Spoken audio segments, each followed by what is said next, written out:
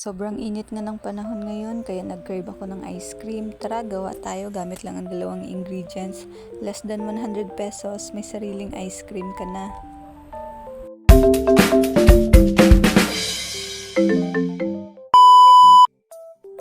Ito na nga yung gagamitin nating ingredients mga mar.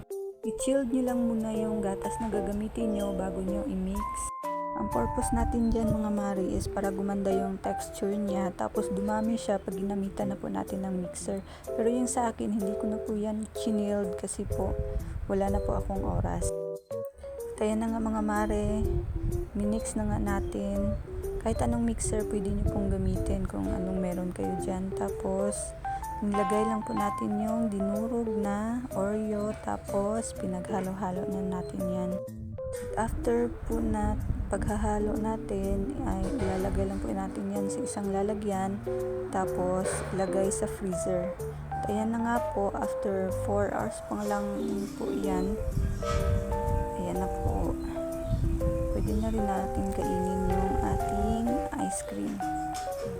Sa halagang less than 100 pesos, meron na po tayong cookies and cream ice cream. Tara, kain po tayo.